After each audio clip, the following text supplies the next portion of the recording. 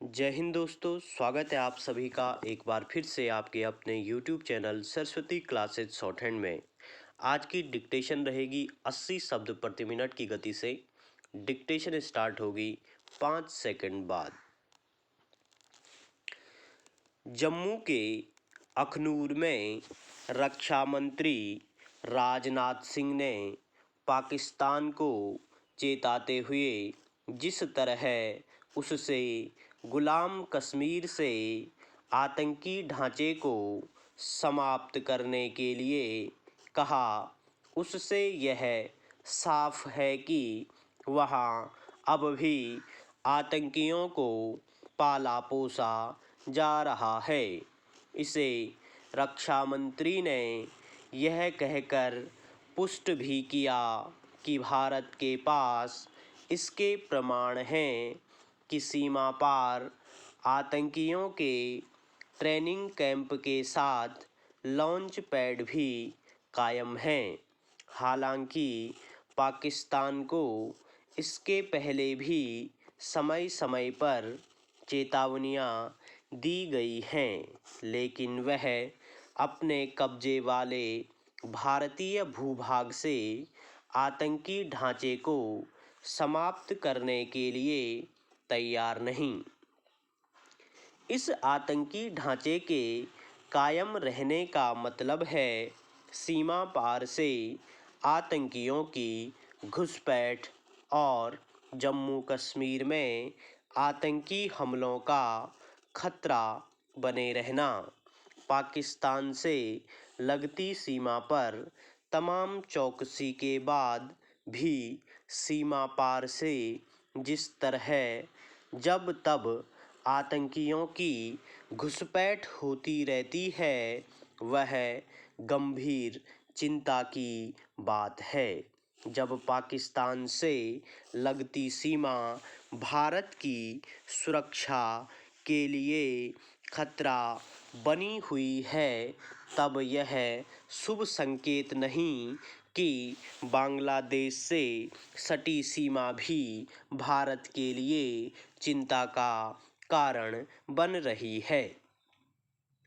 बांग्लादेश में शेख हसीना के तख्तापलट के बाद वहां की सत्ता पर काबिज अंतरिम सरकार की ओर से न केवल भारत विरोधी भावनाएं भड़काई जा रही हैं, बल्कि सीमा पर बाड़ लगाने के काम में बाधा भी पहुंचाई जा रही है, और वह भी तब जब इसके लिए एक समझौता हो चुका है।